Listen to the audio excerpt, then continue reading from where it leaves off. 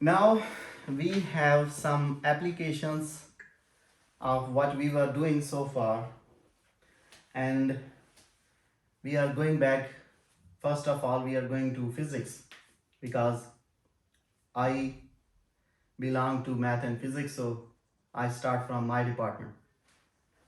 Now, if you talk about the motion of something, if this is the initial position and this is the final position, and I say this is x1 and this is x2, then when we talk about the change in position of a body, initially if the body was here and he walked from there to there, when we talk about the change in position of the body, then we say that the delta x is x2 minus x1. It is actually the change in position. Initially, suppose this is the 0 point.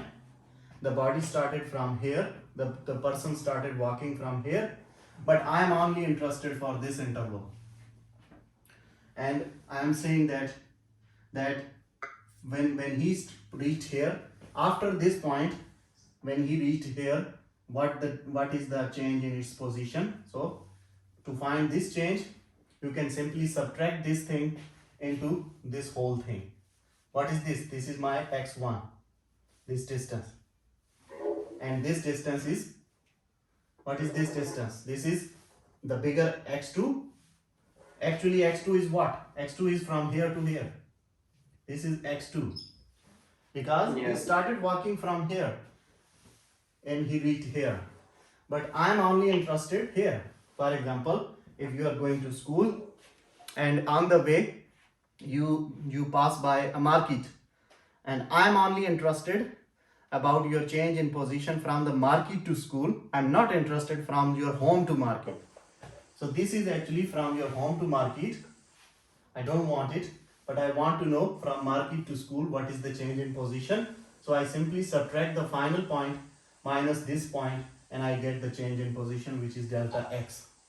But if I want to know that at a certain point what is the rate of change of your position, then if I want to know the rate of change, then what is the factor which is responsible for your change in position? It is the time. Time is changing. With the passage of time, your position is changing. If you are standing at time t and there is no time change, then of course there is no change in position. If t is 0, no change in position. So everything in the universe is relative with respect to the change in time. So if I want to know that at a certain point, suppose this marquee point, what will be your change, average change in your position from market to school, then you divide it with delta t. Means the change in position with respect to the change in time. If I only talk about the change in position, then I say that, okay, 20 meters to 40 meters, that is your change in position, 40 minus 20. But with respect to time, when I talk, then this is the average change in your position. Means that this is the rate of change in your position after every 1 second, after every 1 unit, after every 1 minute, whatever the unit is used in the situation. So if you talk about the rate of change, then we already know that this formula is converted into this thing and it becomes dx by dt. Now what is the difference between this one and this one?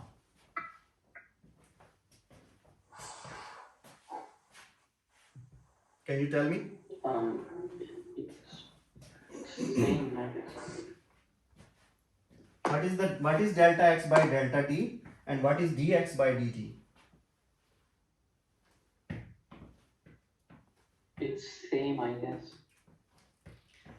This is the average change in your position. It is not instantaneous change.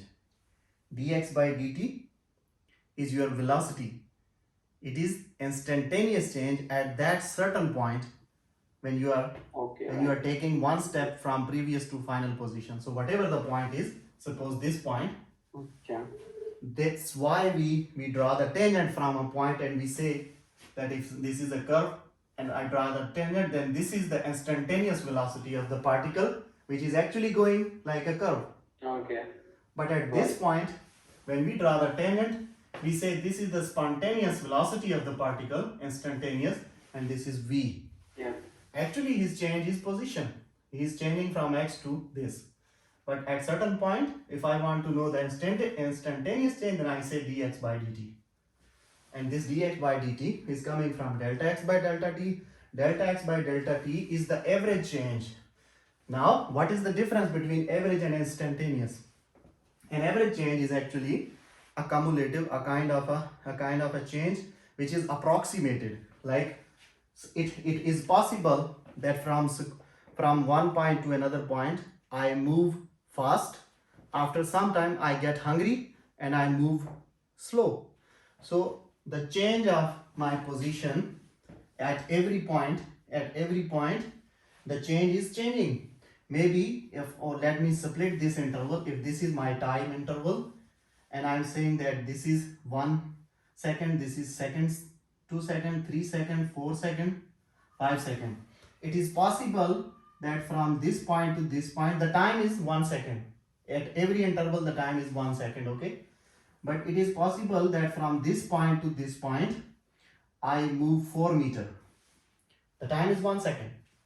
But after moving from this to this, I got to know that I am getting short of the time. So I started moving with a more faster speed. And at this point, the time is again 1 second from this point to this point. But I covered a distance 8 meters. Then I got hungry. At this point to this point, the time is again 1 second. 3 minus 2, 1 second. But I covered only 2 meters.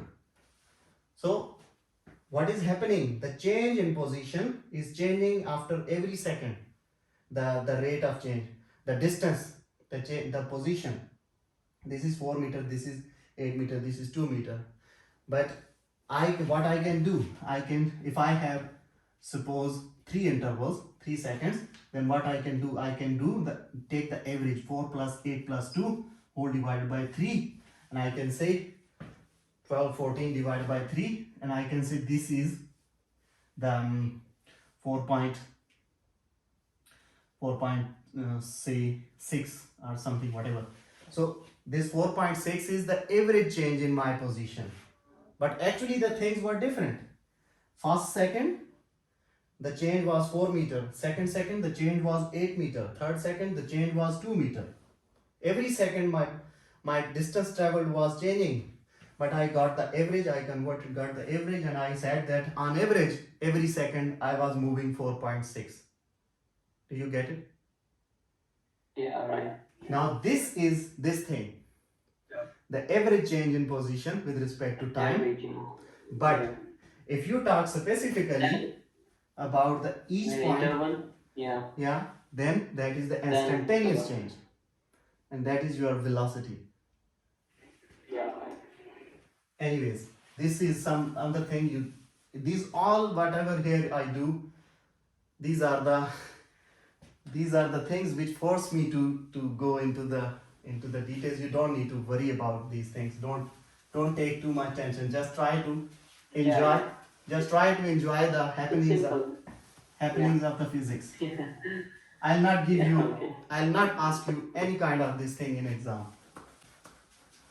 Okay. But just try to enjoy that what actually the situation is. Anyways, the thing is that whenever we talk about change in position, then we talk about the rate of change, and for the rate of change we already know that dy by dx is called the rate of change in y with respect to x, which is in simple words the derivative of the function y with respect to x. This thing is called a rate of change. Now how this rate of change is applied in different branches of the science, how it is applied in physics, how it is applied in biology, how it is applied in economics, management sciences, international trade and economics, blah blah blah. So we will try to pick up every lecture, I told you already that at every lecture I pick up random problems from for 2, 3, 4 fields, and we try to discuss how our knowledge of math is applicable there. So the first problem is about the change in position of a particle, and it is about physics. So if we have an equation S, which is representing the position of a particle, and I'm saying this is a function of t, just like we said y equals to f of x, so both the things are same. Similarly, I'm saying S represents in physics, the distance is represented by S is equal to f of t I need it so that I can know what is the variable. So my equation should be in the variable t, and it is t cube minus 6t square plus 9t. Now if I want to know, now this is an equation which is representing the movement of a particle in the frame. This is the frame. This is the, what is the frame? For example, this room is called the frame of reference. In this room, Yeah, three-dimensional axis XYZ. yeah, Reference points. in this room, we are not assuming any second and third dimensions. We are just assuming that the particle is moving left and right, moving in the x-axis on the left and right. So on the floor, I am roaming around in the room, going here and there, but all my movement is on the floor horizontally. I do not move towards the roof. I do not move into the third dimension, into the air. So the second and third dimension we always keep as constant, because I told you many times that this is the single variable mathematics. We are not going into the second and third. So we will always assume that the y and z components are constant. So we don't care about it. Anyway, the only variable he is saying that the position, change in position, is relative with respect to time. Now suppose I am roaming around in the room and I am moving here and there. I go like this and then I go like this. So my position, if I say towards, if this side, this is the kitchen, I say that towards kitchen is my positive direction. Towards kitchen, I actually want to go to kitchen. But what happened? When I was going towards the kitchen, I thought, oh, I saw the TV is turned on, so I went there to turn off the TV, and then I came back, and then I went again towards the kitchen. And then while reaching the door of the kitchen, I thought that, oh, I forgot to remove something from the board. I came back and removed it and then went back to the kitchen. So what is happening? The thing is happening that if towards the kitchen was my positive direction, then I did not go to the kitchen. I went there. On the midway, I forgot something. I came back here and then I went back to the kitchen again. So actually, I was standing here. I moved a distance, but from this point, I came back again. I did something here and then I came back. So this direction is positive. Also, this direction is positive, but this direction is negative because my purpose was going to kitchen. So whenever I will direct towards the kitchen, that distance will be considered positive. But whenever I will go opposite to that direction, then that direction will be taken as negative. So we will discuss how it affects the things in this problem. The equation is discussing all this motion which I told you towards the kitchen. This is my equation, which is a polynomial of third degree, and this polynomial is representing my motion from here and there. Anyway, the first question is, what is my velocity in terms of the time t? Then of course, what is velocity? It is the derivative of the position, the derivative of the distance with respect to the time. So you can simply take the derivative. It is 3t square minus 12t plus 9. Now this is the velocity with respect to time. This is the position with respect to time without mentioning specific values of t. Now this is the general formula to calculate my velocity towards kitchen. If I ask you that what is the velocity when time t is 0, when I started moving from here, then what is the velocity? So the initial velocity, my first step, it becomes 9, whatever the unit is, let me say meter per second. Then when I took the first step towards kitchen, this velocity was 9 meter per second. Similarly, sorry, I hope you are getting my points and you are understanding and you are enjoying it. Yeah.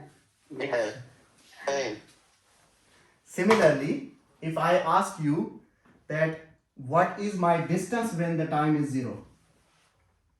Of course, when the time is 0, I didn't move 0. anything.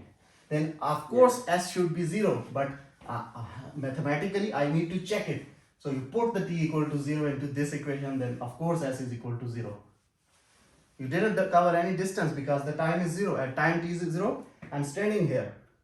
So if an equation, if you want to say that this is an equation representing your distance with respect to time, then this is wrong, because it simply says that at the time 0 you already covered 9 meters. It is not possible. It means you were traveling in the negative of time, and time can never be negative.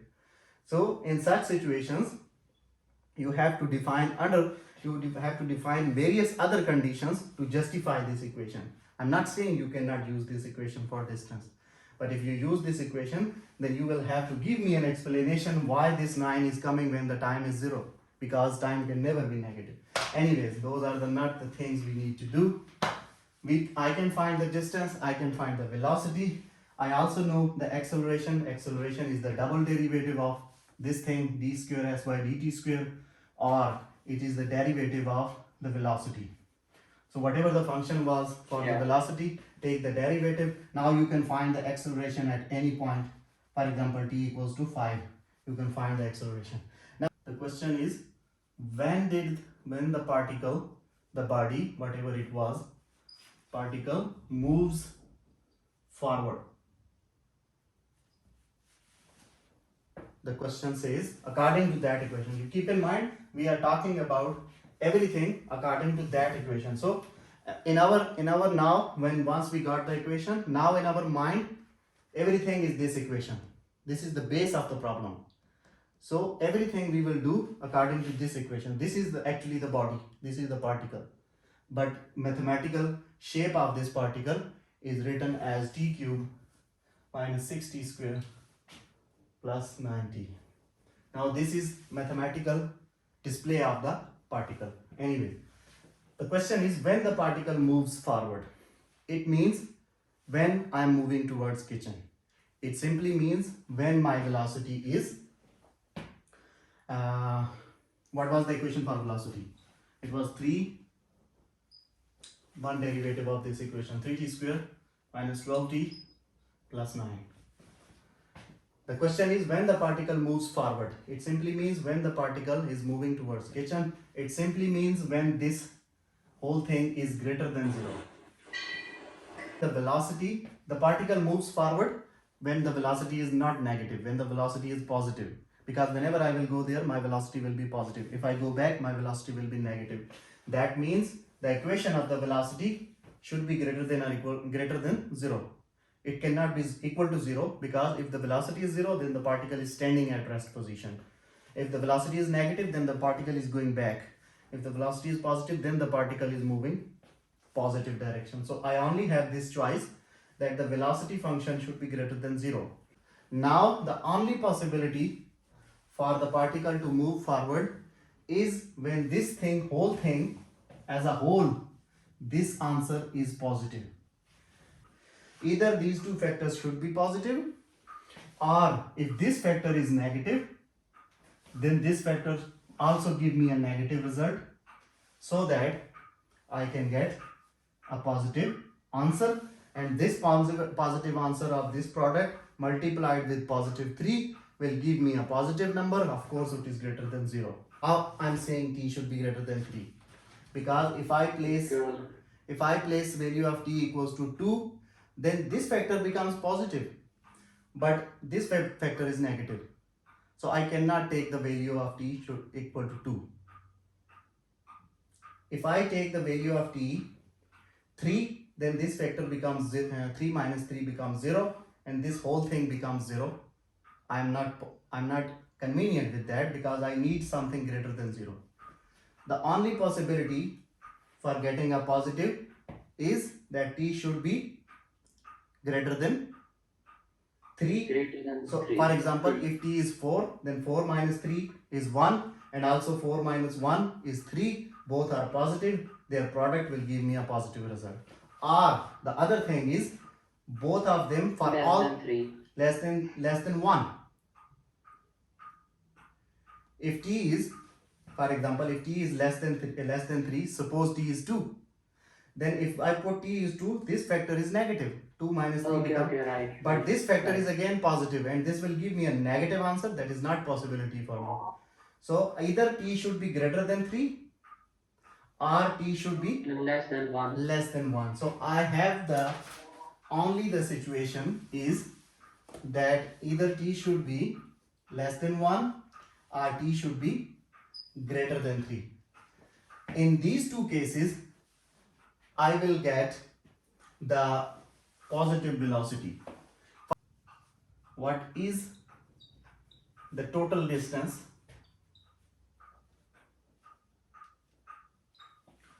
for first 5 seconds? Of course, my time starts from 0 and it goes to 5.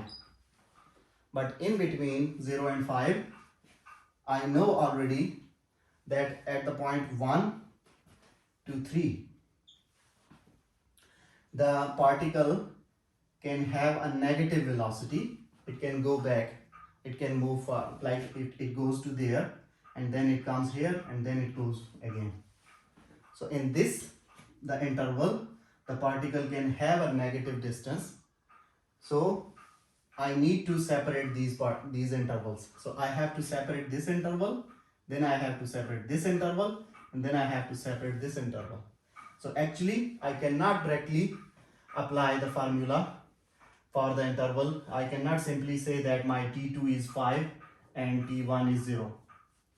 Means my final time, because the question is asking what is the total distance for the first 5 seconds. Means my time 1, starting time was 0 and the final time is 5, and what is the distance in between this time.